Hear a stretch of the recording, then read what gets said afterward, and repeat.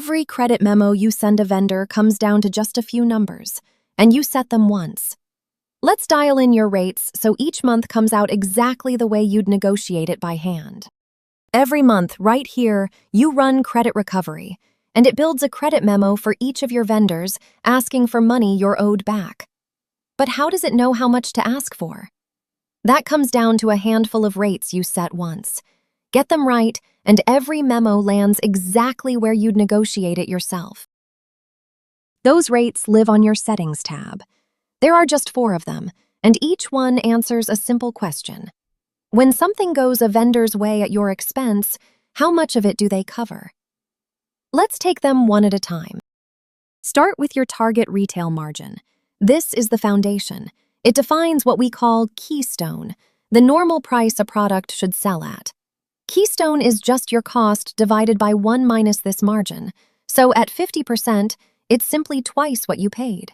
That line is the bar. A sale above it is healthy, and a sale below it is a markdown a vendor might help you cover. So this one number quietly sets the baseline for 2 of your other credits. Next, returns and waste coverage. When a customer brings a product back or it has to be destroyed as waste, this is the share of that cost the vendor takes back. Most vendors cover the full amount, 100%, because it's their product that failed, not a sale you chose to give away. It's the most straightforward credit there is, backed line by your own point of sale and metric data. Third, co-marketing coverage, and this one only applies to product you bought wholesale. When you and a vendor agree to run a promotion and the product sells below keystone, this is the share of that shortfall they pitch in. On consignment, it never comes up, because there the vendor already shares every discount through their split. So this rate is your agreed piece of the promotions you run together. And fourth, aging markdown coverage. Again, wholesale only. When a package sits past its category's aging window and finally sells below keystone, this is the vendor's share of that markdown, even without a promotion the 2 of you set up.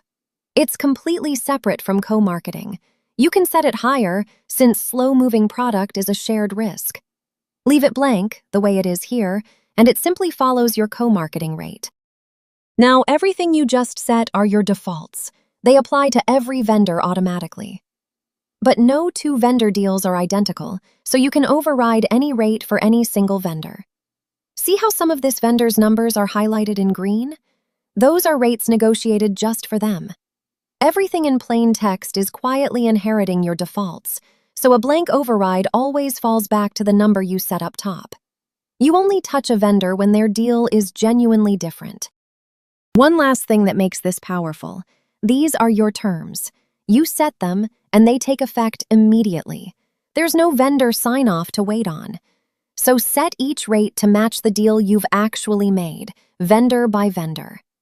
Do that once, and every credit memo you send comes out exactly the way you would have negotiated it, backed by your own numbers, month after month.